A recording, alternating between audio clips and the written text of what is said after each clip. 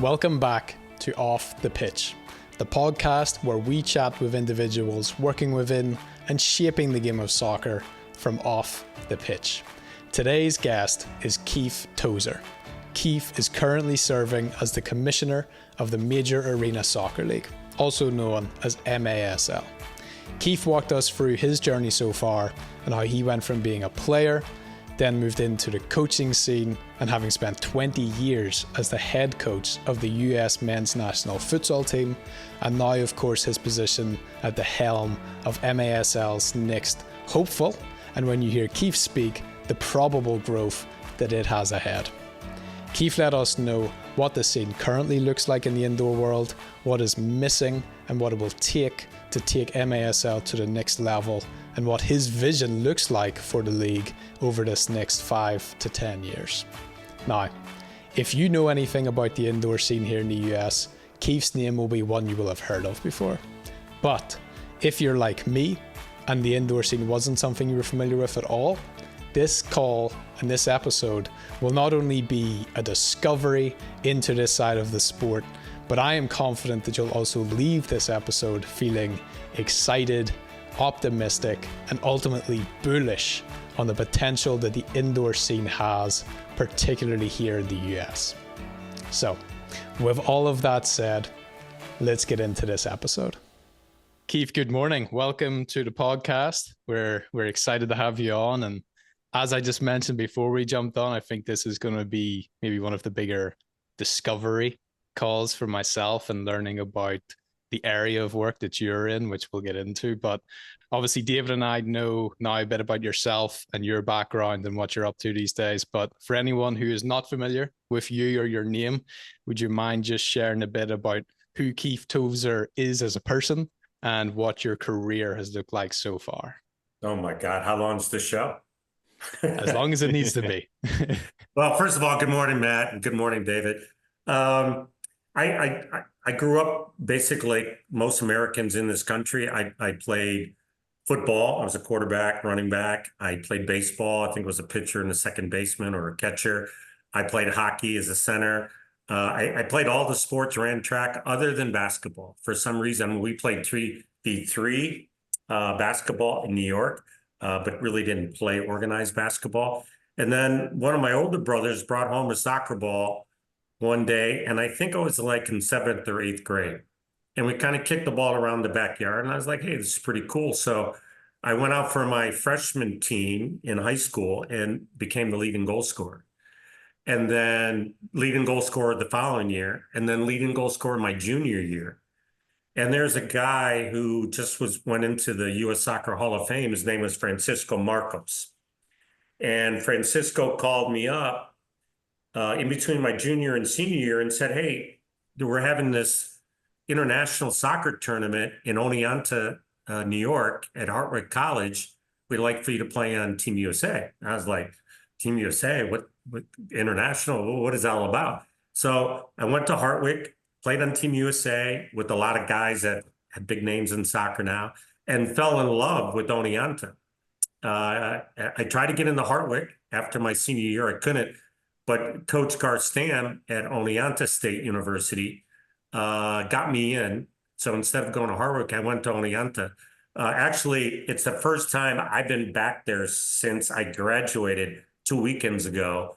And Farouk Qureshi, who played for Tampa Bay Rowdies and was Herman Trophy winner, he was there. He went to Oneonta. Don Garber, who's the commissioner of Major League Soccer, graduated in my class and was a roommate of one of my high school guys. Billy Kazonis and Mucci Marnik, Mucci passed away. Herman Trophy winners from Hartwick College, Al Miller, Timi Liakowski, and the list goes on and on. So I went to Oneonta, and halfway through my junior year, the head coach of Hartwick, Jim Lennox, said, hey, by the way, we're playing indoor.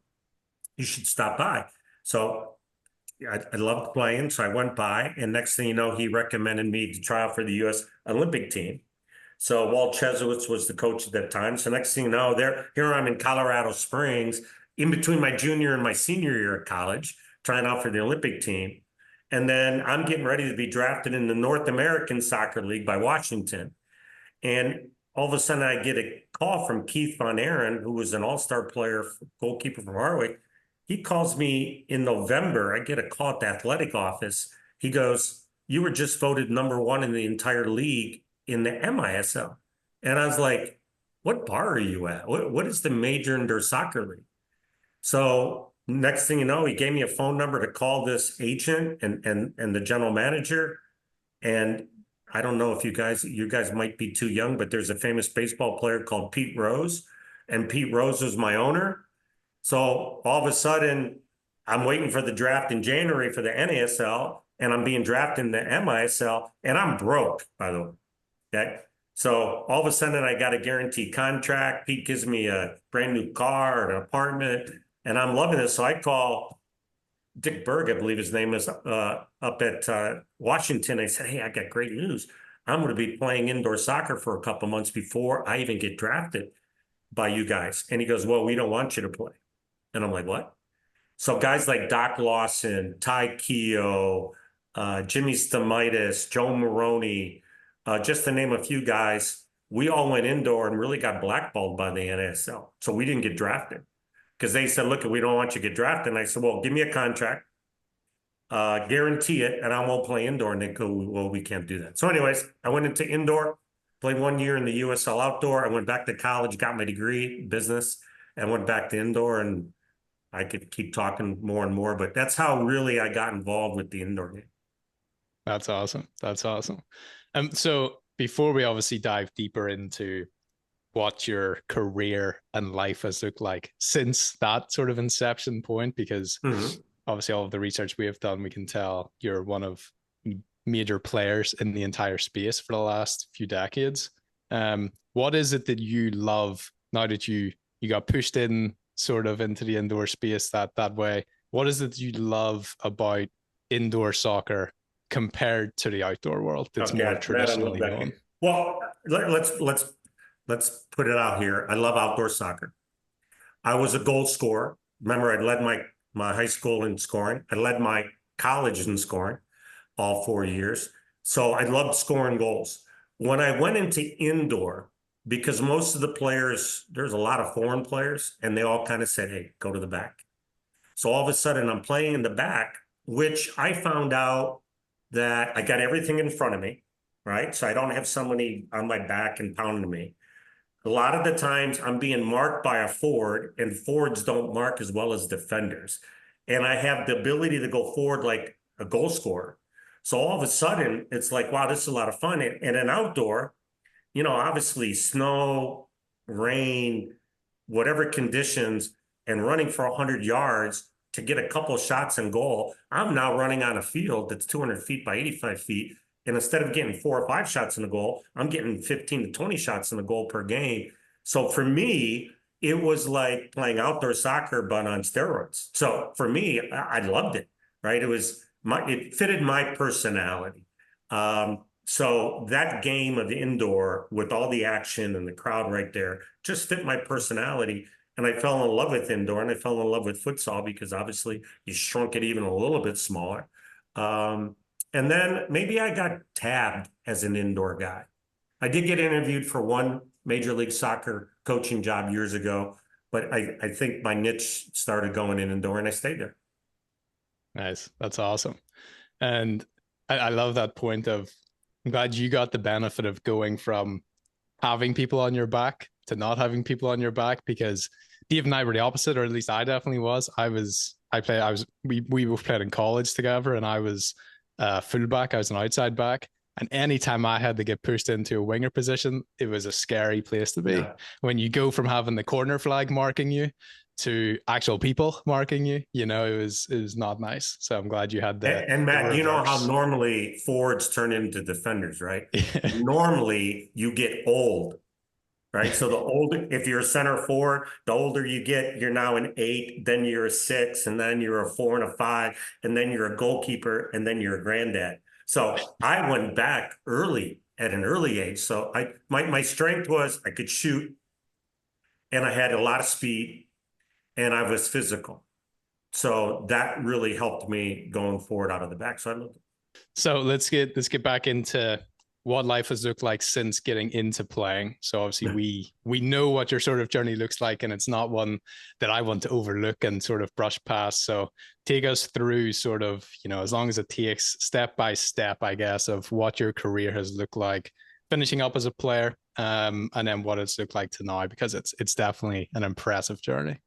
Well, when I left school early, college, to turn pro, I had promised my family and my girlfriend at that time I'd go back and get my degree. So I played indoor that second half semester. I played outdoor with the Pennsylvania Stoners, which was a great name.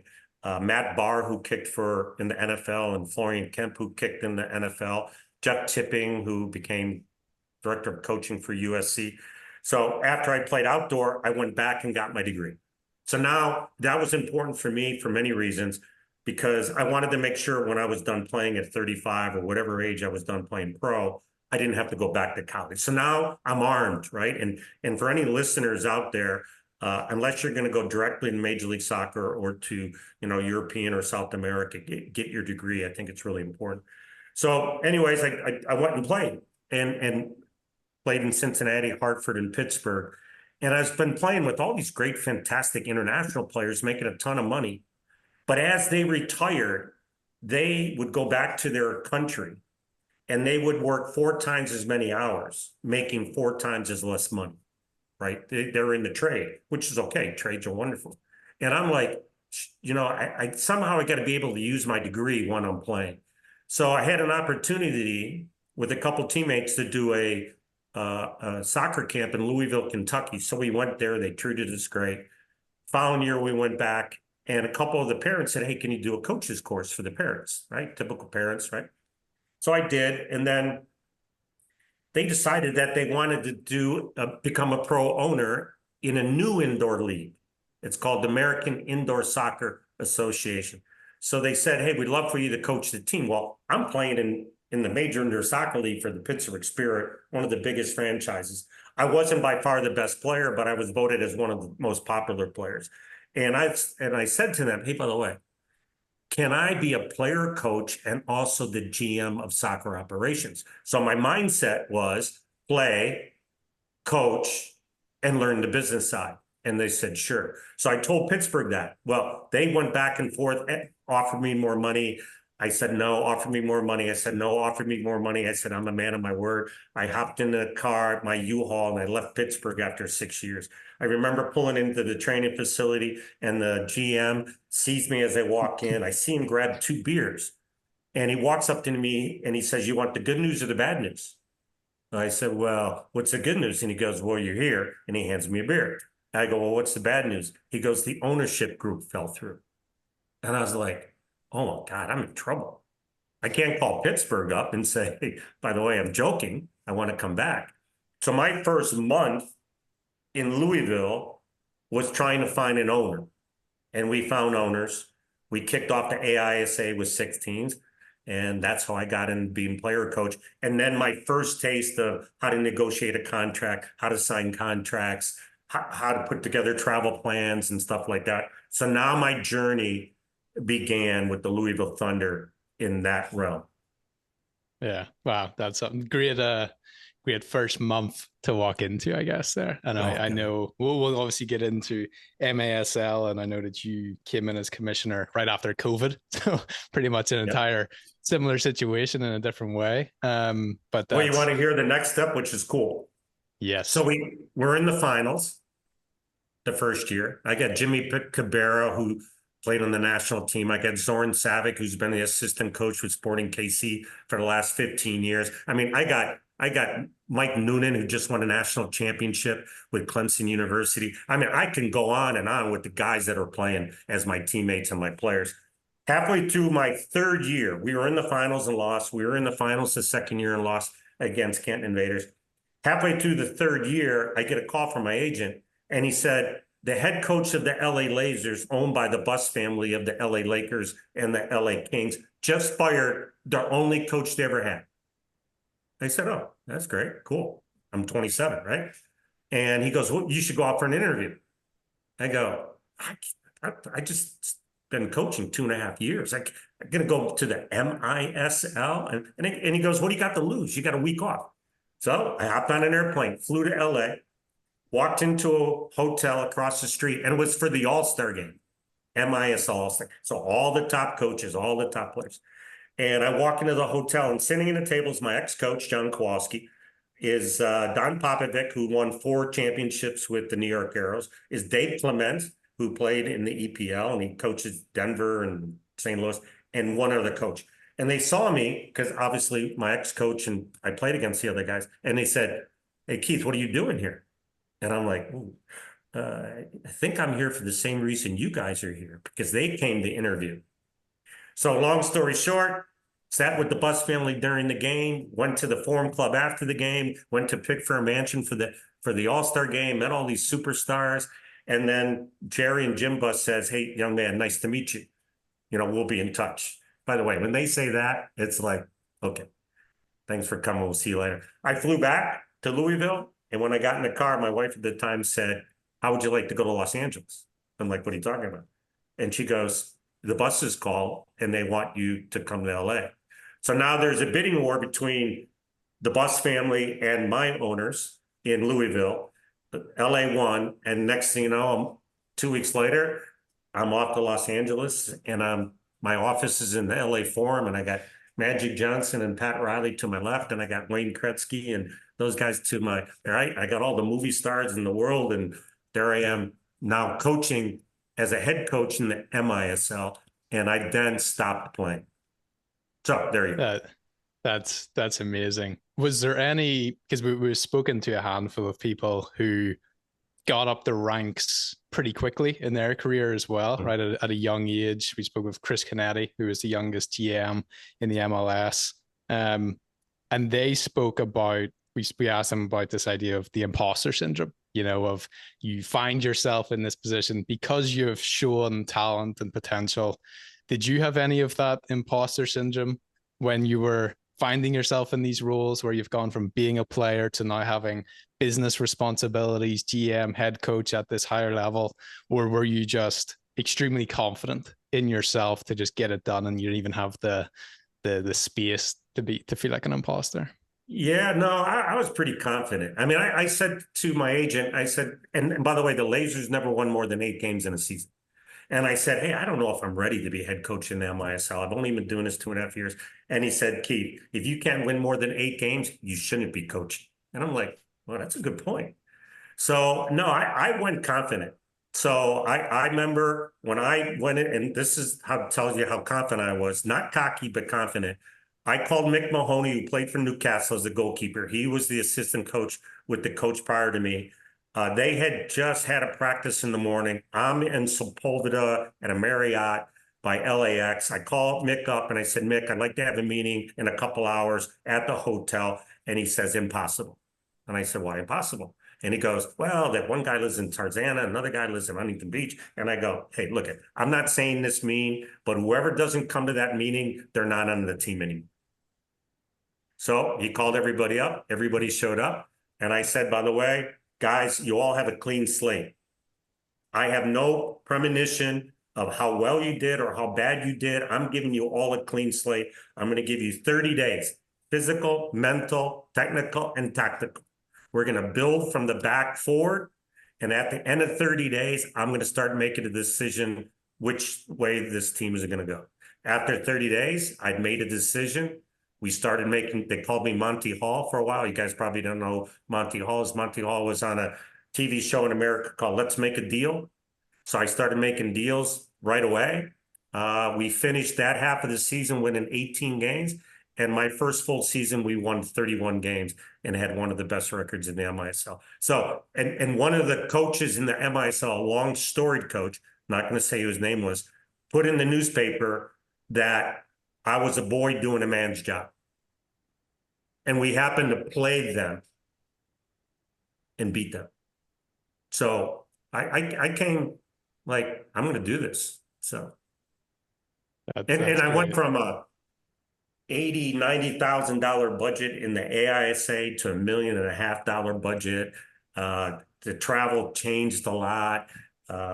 I got to see Pat Riley coach all the time and learn from him. I got to see Wayne Gretzky and their coach and Rogie Vachon. I mean, I got to be with the Bus family and Jim and Jerry and talk sports. I mean, it was like in fuego. When it came to sort of that first round of leadership, right? Becoming a leader, stepping up into this higher level with the bigger budget, the bigger responsibility, and ultimately, whether you felt it or not, the pressure that comes with that. How did your leadership style get crafted? Was that sort of replicating past leaders that you had had? Was that sort of creating your own leadership style? Or I'd imagine a combination of both, but take us back to that and how you came up with how you wanted to approach leadership and how you wanted to come across as a leader. I think players need to learn how to become a professional player from an amateur. I think coaches need to learn how to become a professional coach. I think owners of pro leagues, you can own a factory, you can own a hotel, and then all of a sudden you become an owner of a professional team. It is different. And transfer of a tendency from one generation to another, I fell in that category. My coach was tough. My coach was rigid. My coach was, we're doing it this way. And early on, I kind of was that way, but I had to learn how to get to the end of the track a different way. And over the course of my career, I believe I have changed dramatically.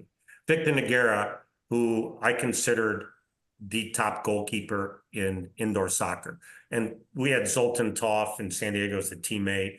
And I had Brett Phillips. I mean, I've had so many unbelievable goalkeepers. But he got me into reading books. And Matt and David, there were times when I was young and in the middle of a game, when the game was on the line, I froze. I thought about the press conference. I thought about losing. I thought about how am I going to answer to the owner. When I finally let that go and realized that it wasn't about me, it was about us, a big weight dropped off my shoulder, and I became not a manager, not a coach, but I became a teacher. And when I became a teacher and saw young people with the light turn on, taking good to great, that was what really got me to get to a different level. And then I became the head coach of the national team. Because indoor soccer is not the coaches' convention. Indoor soccer, there's no books, there's no video. I mean, there's nothing. How do you learn indoor soccer? So when I became head coach of the national team for futsal for 20 years, I would travel the world. And every time I traveled the world, if Matthew, you were the coach of Ireland, I'd say, hey, Matt, can I take you out for breakfast? Why do you do that? And David, you're the coach of Brazil. And I'd say, hey, David, why do you do this? And then I would take it back to indoor. And then I decided, oh my gosh, if I'm going to teach in a hybrid, I got to go find some Brazilian players to help me teach it. So my assistant coach was a Brazilian guy. We brought 5 Brazilians in who were great futsal players.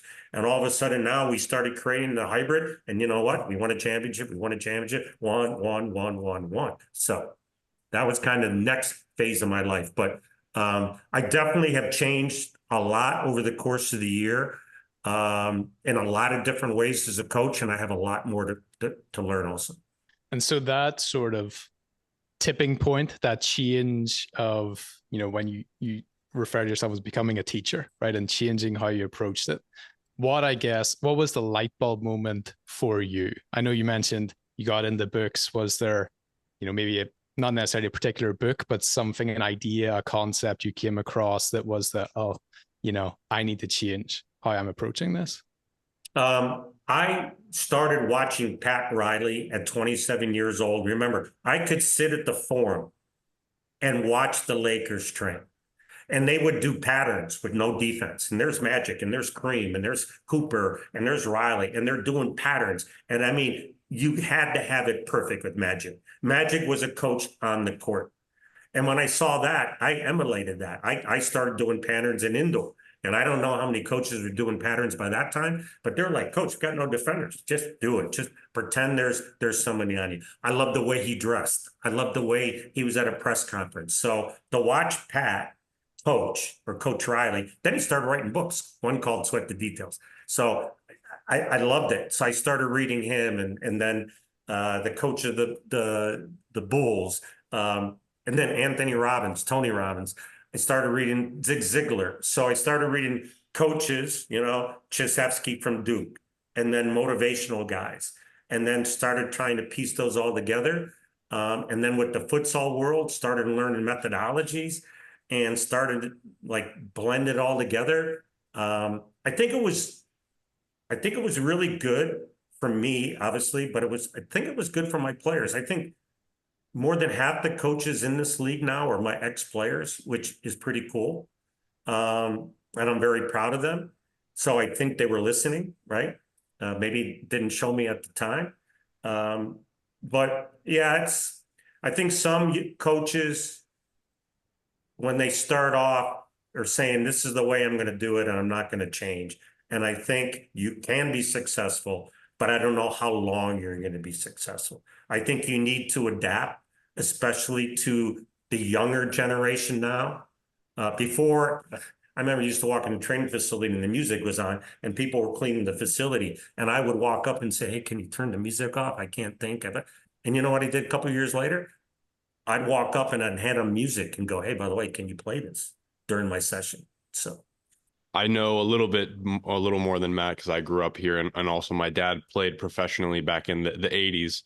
yeah. He ended up playing for the San Francisco Bay Blackhawks back in the day, but I actually had a short phone call with him specifically about the MISL back in the day. And Yeah. I know before I even talked to my dad, I know it was huge already with the San Diego Sockers were selling out their arena back in the 70s and 80s, and it was honestly almost a bigger part of the soccer scene than outdoor soccer back in that time when you were playing and coaching. And it's really cool to hear about it from the inside, because I don't think we have too many people around that talk about it on in kind of a public forum. And I think it's missed kind of by this upcoming generation of players. I don't think people realize how big of a part it played in the soccer culture and soccer history in America. So number one, just want to thank you for doing that for us today.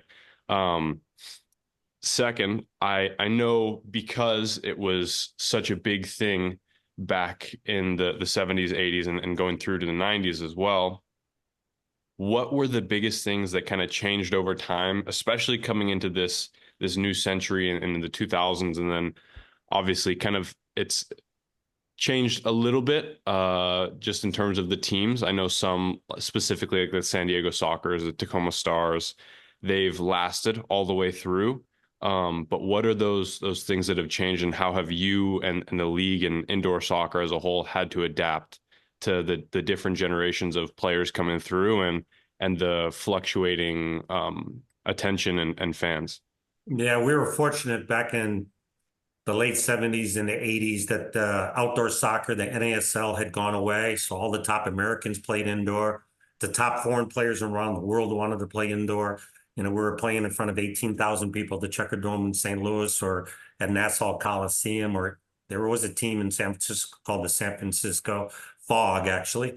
So it got really big.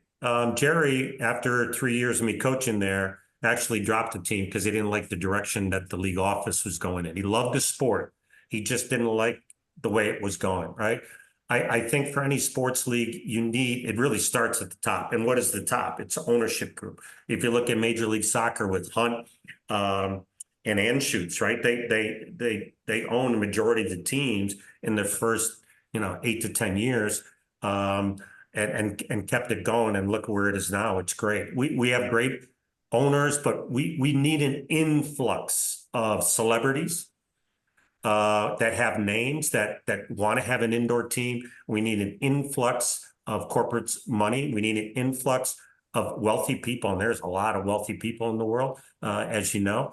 I think we're just one away from tipping the scale and going over, because everybody said back in the 70s and 80s that indoor soccer was what all the kids and people liked because it was fast-paced, high-scoring, a lot of action. Well, if you think about it now, with Snap and the cell phone and video games, it's probably even better now than it was 40 years ago. So it just needs a big shot in the arm. And we really appreciate people like you having me on so that we can tell the story of indoor. I think that young people just need to come out to see an indoor game and they'll say, oh my gosh, this is great. Is it going to take over outdoor soccer? No. Do we want it? No. We're just part of the soccer family. But think about it. It's geared for the young people of today. You know, Honey, I Shrunk the Kids, 2 hours, a lot of goals, a lot of goal saving, a lot of action, a lot of buildup. So to answer your question is Shep Messing, who played for the New York Cosmos with Pele and played for the New York Arrows and won 4 championships. JP Dellacamera, who is president of media for now us, the MASL. We all grew up together. JP and I, he was in the front office in Pittsburgh when I was playing. Over 3.5 years ago, when they were looking for a commissioner, Shep said, wouldn't it be great we run after the job together and then split it up? So when we took over, everybody thought, hey, we're going to get on, major network right away. And we said, no, look we really have to do our due diligence from A to Z and get better in the first year by 25, 50, 75, and 100. We think we're now at a point that we really got the thing pointing in the right direction. But to answer your quick question, David, is when we get the Taylor Swifts of the world that has a name, that has money, what normally happens? People follow. And that's what we need. A Morgan Wallen, somebody with a big name and a big pocketbook that loves the game. I mean, you got Mahomes, wife has the team in NWSL in Kansas City. We just looking for that. So hopefully that will happen very soon. Yeah, hopefully, especially kind of going off of some things that we'll touch on later, but the more recent and current news that has gone on with the MASL and the mergers and whatnot.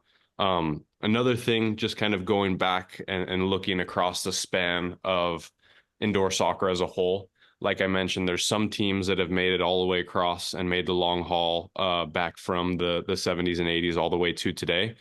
What keys to success did you see within those organizations that kept them going and made it possible for them to survive all that time when throughout that time there's been a lot of trials and tribulations of getting any kind of continuing soccer league or long-lasting soccer league at all, period, in the US? Yeah, I think it doesn't matter if you're a president of a company or an owner or coach or whatever, is you got to have passion. Everybody who's successful has a passion. If you look at Ed Hale, the owner of Baltimore Blast, long-standing franchise. If you look at the Milwaukee Way, you look at Phil Savaggio in San Diego, look up at the Tacoma Stars, you look at the St. Louis Ambush, you look at the Dallas Sidekicks, those teams that you had mentioned all have been owned by men or women, and we have women. Shelley owns a team in St. Louis. They have a passion for the game. They love outdoor, but they have a passion for the indoor game. Then they're great leaders, and you have to have the ability to be good business people. And I think they're good business people. So when you put passion with brains and leadership, and you put that all together, then you become successful. Then I think nowadays we have to take it to the next level. You had Mr. Anschutz and Mr. Hunt, and I forget the one in New England.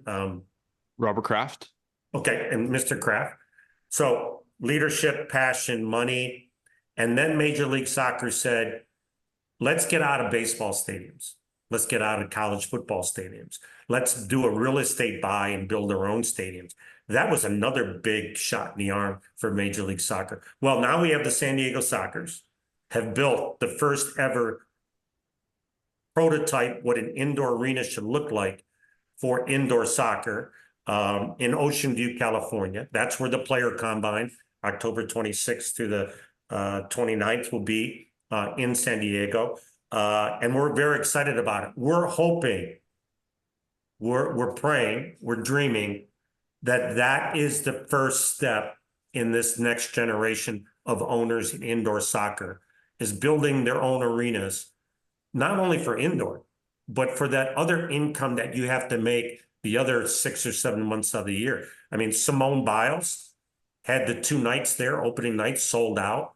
He'll have concerts, but he'll also have his the San Diego Sockers play. So hopefully, with leadership, passion, you need the money and the ability to do different things than what we've done in the past. I'm hoping that we can get to the next level.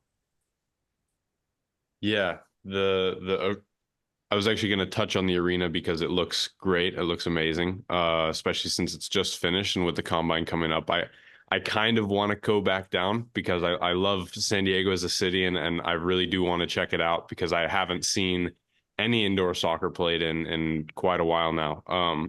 But just kind of touching on how the MASL is planning on growing, indoor soccer and futsal has become a much bigger part, I guess, of the youth soccer curriculum, in terms of trying to get kids making those quick, sharp movements and things like that. How important is it for you guys to get the youth involved in the game? Yeah, sorry. I think it's really important that we get the youth. I think we might be the only pro league in the world that doesn't have its own academy program. So I have on the whiteboard, or we have on the whiteboard, that we should be having indoor soccer and futsal academy programs all the way through 10 and 18 boys and girls, and then a U19 and a U21 team. That was one of the reasons why David and Matt is that recently we announced that we took the PASL, which was an M3 level, an MW, an amateur women's league, and they came underneath our brand. So now we have a tiered system, M1, M2, M3, and MW. We're talking about relegation and promotion between 2 and 3. But to stay on that thought process is we really want our teams down the road to develop younger players for the game. If you think there's over 1,000 or 5,000 indoor centers across North America, is that players should be coming from St. Louis, from Dallas, from Baltimore, from Milwaukee, from Utica, that have gone through an academy program with their indoor team, and now has either played for their men's team or their women's team, or sold to another team, or maybe sold out though. I mean, I remember seeing Jaden Shaw. You know Jaden, right? She plays for the women's national team. I saw her at 8 years old on a futsal court in Dallas. And when I saw her, I was like, that young lady is going to be a wonderful player. I've had a player who's played for me for the last 6 years on the youth national teams for futsal with U.S. Youth Futsal, Victor Jeremel. He's now on a full ride at Clemson University, and he was Gatorade Player of the Year outdoor. So those kind of stories. I mean, Christian Pulisic, by the way, and a lot of people don't know this. His dad, Mark, played and then coached for Harrisburg Heat and then Detroit Ignition. And Christian would play indoor and futsal with the Brazilian players. So that's where he got a lot of his technique and his passion for the game. So yes, on the whiteboard, we need to start developing that. And along with that, David, also is I really believe in coaching education. And remember, I said half an hour ago, where does a coach learn how to coach indoor? There's no book, there's no video, there's no nothing.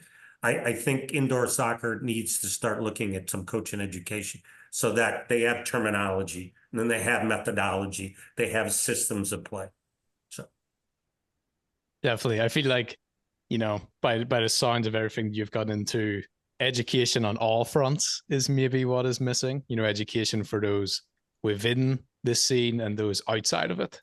The potential and the opportunities that the indoor world has.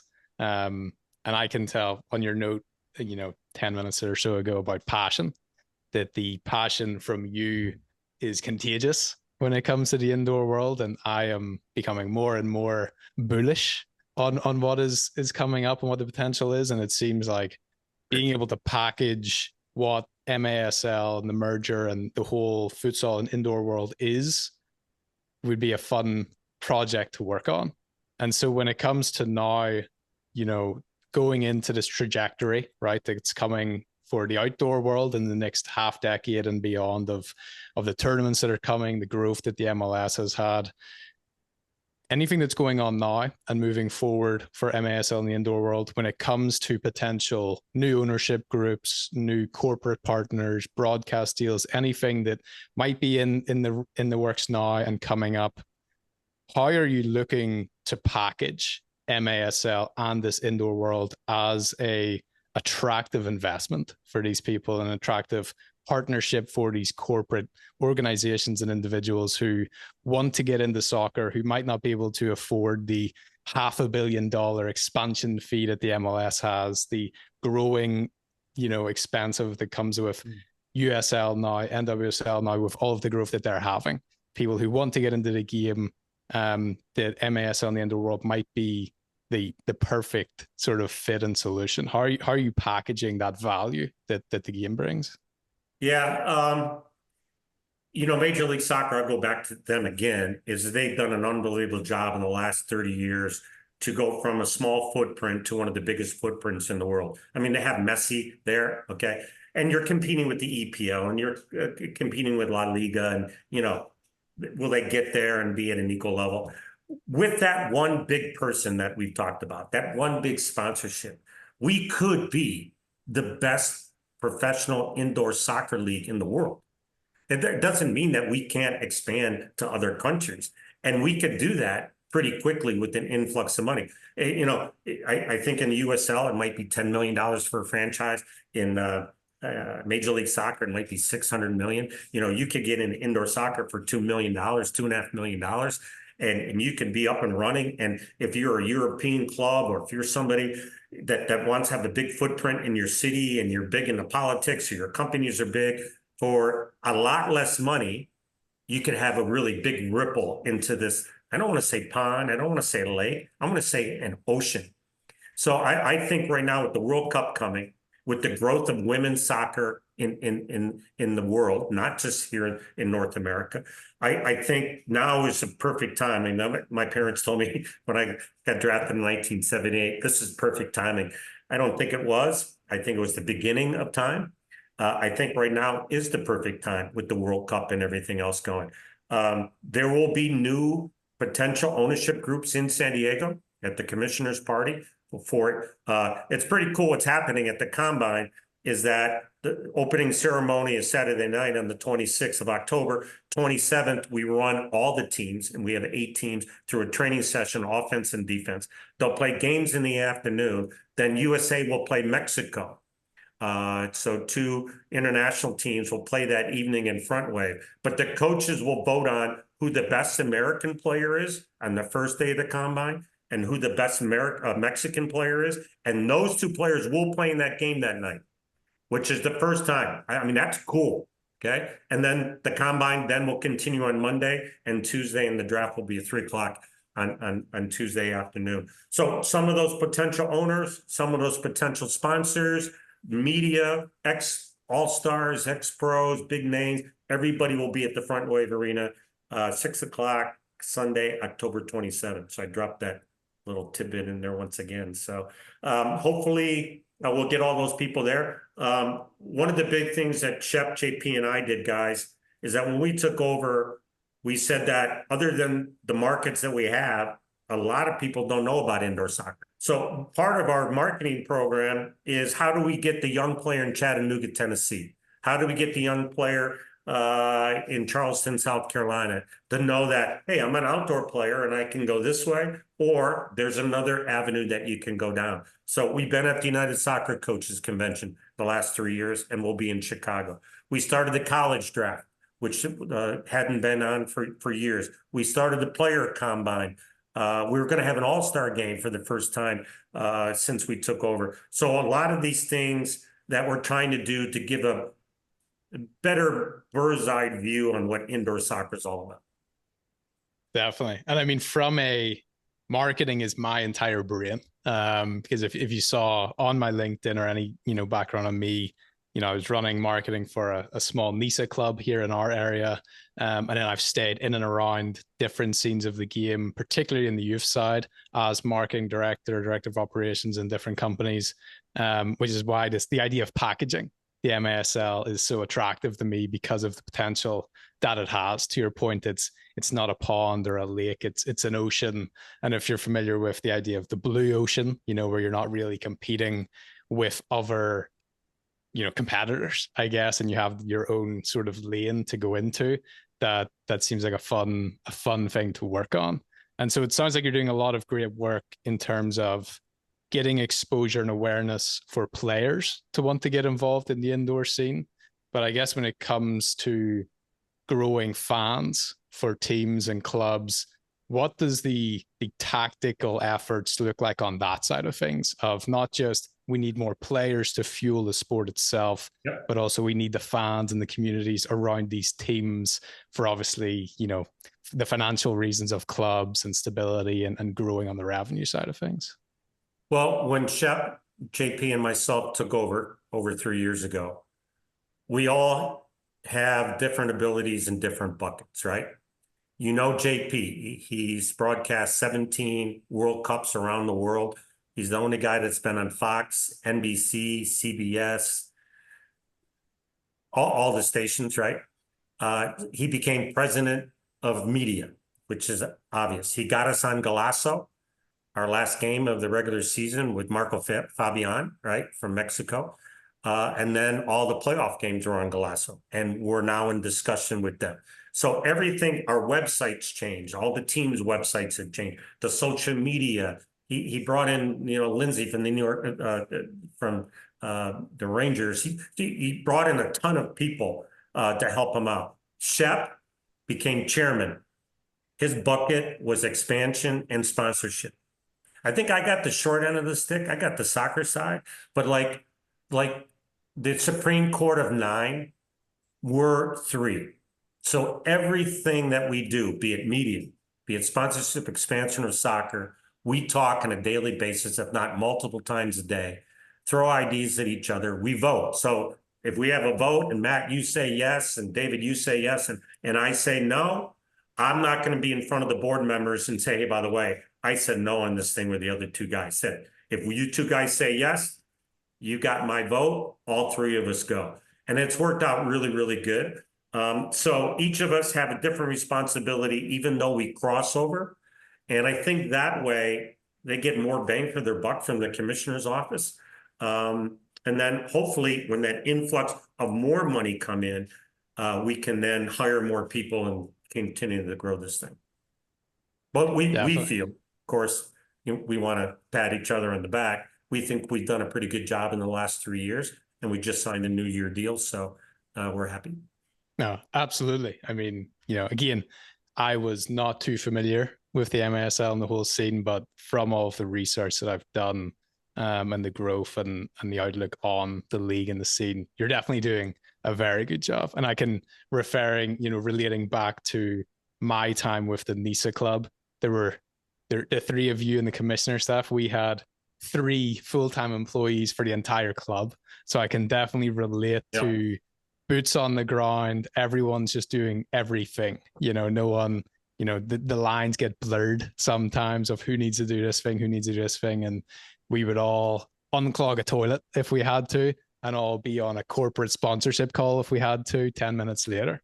So it's definitely, that's a fun environment. Even, the history that the league and the scene has, it sounds like you're speaking about a startup, because of the potential that there is, the growth that's still, I'm very bullish. And as I mentioned, sure is going to happen with time and with you guys in place to make it happen. It feels like it's a new league. It's a new thing that's only coming up now.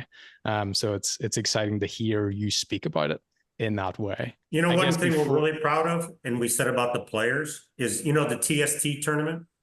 Yes. Which was very successful. I mean, those guys rocked it. They rocked it with basketball. They rocked it with soccer. We had over 100 of our players in that tournament. And the first year, our team of all indoor players won it. And then last year, they were in the semifinal. And a lot of our coaches coached in it. So you had over 100 players of indoor players. And people were saying, oh, I mean, Pat McAfee from ESPN, right? He had a team with Zach Reggett and Corey and all these guys and Derek Huffman. And they were saying, like, oh my God, these guys are great players. I mean, and personality. So, we're very, you have to have Messi, right? You got to have all the best players. And we're very proud of all the great players that we have in this league. And they're really the assets of our league. Definitely. And I guess, to your point, it's hopefully it's one more big person that comes in, one more big new ownership group that comes in. But when it comes to, I guess, when a new team comes in and a new ownership group comes in, what does their sort of first year, 2, 3 years have to look like for it to be a case where it is just one group that comes in and makes it happen, compared to it having to be 10 over the span of 5, 6 years? And I'm sure it maybe will look more like that, realistically in the long term. But for those first groups that come in, hopefully after the combine, to your point of these potential owners, what does their first time in the league have to look like for it not to just sort of blow by, but to really latch on to and piggyback onto the growth that the sport is getting? The first thing is that when a team comes in the league, we want them to start up for 1 full year without actually playing, right? Hire your president, hire your coach, look at games, do some tryouts, come up with your name, build your front office staff, start doing appearances. You really need to gear up 1 year prior to kicking off. Sometimes in indoor soccer, you came in August, you kicked off in October, and you folded in March. So we really want teams to come in and have their doors open for a year. We think that's really important. Do you have to have a star-studded owner? No. I mean, you could be very big in the community and have a lot of money. And a lot of people get into sports for a lot of different reasons. Their children play it. They're running for politics. They can run stuff through their other companies by selling it. But, the team in England, Wrexham, I mean, look what happened there. There was a Tozer that plays on that team, by the way. I don't know if he's any relationship, but look what happened to them, right? They brought money and they brought a name and they brought all this pizzazz, and wow, they just took off. I think that has the ability to do it here, but not only for one team, but to make this league the best indoor soccer league in the world in a short period of time.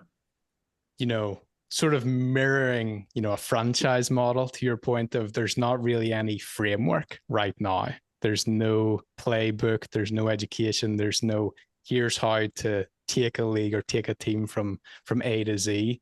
That being able to use MASL and the scene here in the States as, albeit we're decades into it now, but again, this sort of startup idea right now is learning how to make it work. And then just now having the playbook. And it sounds like you're very big on sort of documenting, I guess, the process and how to systemize things. So I again, very bullish mentally on you guys being able to make it work here, but then also have the foundation and the education and the experience to replicate it elsewhere, whether that's you doing it somewhere else or putting it into a book, putting it into a system or a manual to make that happen.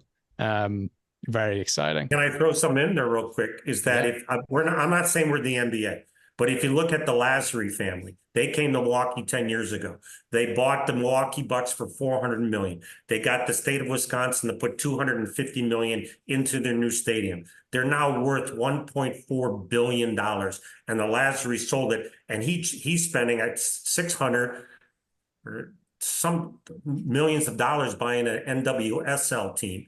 But you could come into indoor soccer at $2.5 million, and with an evaluation, you could turn that around. And if the league took off to the next level, what would the evaluation of a franchise be here in the next 2 to 5 years? To me, I think it's a great investment. Sorry, I had to throw that out there.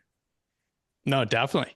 And again, I'm happy that we're able to play a small part in hopefully making that happen, because it is, as I looked into everything this week before our call, I became very excited about it, because, and I'm sure that that's even more the case to your point of the higher score lines. That's the difference between soccer here and every other sport that the US has, right? Me coming from the UK, where football is the biggest thing. And then if you're not good at football, you'll play rugby, you'll play whatever other sport if you're not good enough at football. But here, there's so many different options, but the rest of them are high scoring, right? Basketball, there's a goal every 20 seconds, basically. Yeah. Football, there's several goals, different ways to score. But can a 0-0 really be exciting for people who's their first ever game? Not necessarily, but 0-0s are I'd imagine never happen in indoor.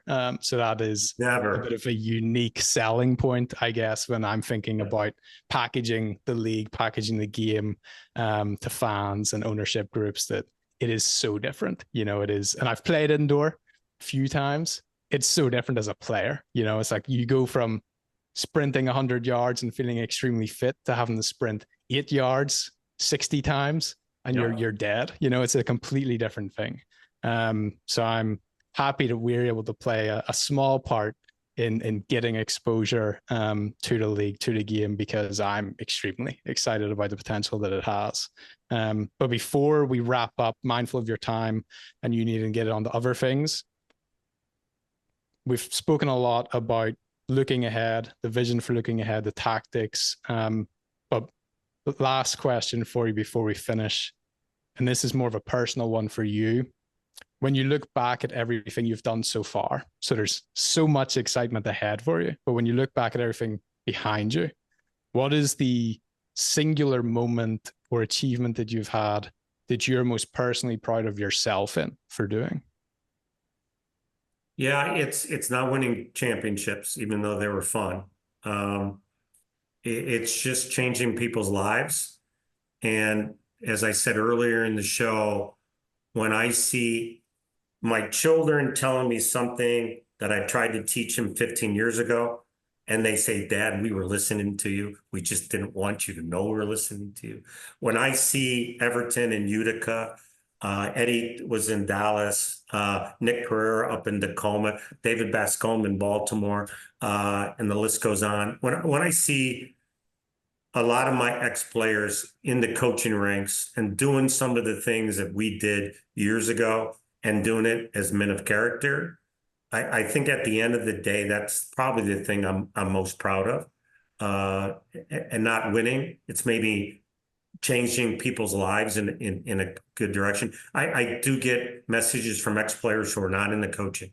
And they just send me a message out of the blue and just say, hey, you put a mark on my life, coach. And as well as they did the same for me. That Matt would probably be what I'm most proud, and maybe my legacy. Yeah, that's good. I mean, that's definitely seems to be a common theme when we ask that question, that we have presidents and owners from USL, MLS, that they've won championships, but albeit there's legacy and there's the history imprint of winning the championship, the high of the championship is gone by the first game of the following season, because it's back to, you're no longer the champion, and then you have to start again, and you might never win another championship. But changing lives, that is the real legacy that people should strive for. And that, because that lasts forever, and that trickles down generations, of you impacting an entire network of people and then them replicating, because someone had to impact you to form you and shape and influence who you are. And now you're doing the same. So that network effect of influence and helping people is much, much bigger than going Arsenal's invincible season. That's cool, but does that change people's lives long term? Remember the saying I said 20 minutes ago, it's a transfer of from one generation to another, a tendency. So I think it went from someone into me and me into my players, and now they're doing it to the next generation. That's pretty cool. Yeah, definitely. Well, again, Keith, I'm extremely excited for what's ahead. Again, obviously there's the history that I was not too familiar with, but honestly, internally, it feels like it's just the beginning. That's decades behind us, and you have been a big part of that, of course. So I'm extremely happy to know that you're part of the group that are leading it into this next step and the future generations, because I definitely see the potential for it. And obviously, once the corporate funding, the ownership groups come in and it's financially viable for people to get involved, the world is truly your oyster for the indoor world. So thank you for coming on here today, for reaching out and getting this call and sharing insights with us. Obviously, David knew more about me than me about this, so it's been a great discovery call for me to learn about it. And I'm sure anyone listening who might be in a similar boat to me that wasn't familiar with it is walking away from listening to this also bullish on the future of indoor and MASL under you and guys. So thank you for sharing all of that and your time and your insights with us. Well, it was my pleasure, my honor. If you're a player listening or you're a coach and you know a player, go to maslsoccer.com. The player combine is October 26th in San Diego through the 30th. It's not a tryout. We only in front of one team. You'll be in front of every team in the league. Let them fight after you. Be the number one draft pick. Live your dream. Go there, maslsoccer.com, and click on player combine. Thanks, David. Thanks, Matthew. Thanks, Keith. Thanks, Keith. Thanks for watching this episode of Off the Pitch. Don't forget to drop a follow or subscribe on the podcast platform you're listening from. That helps us bring stories like these to your ears each and every week. And if you have a minute, leave a review as well, as that helps us grow the Off the Pitch community and bring even more exciting guests on. See you in the next one.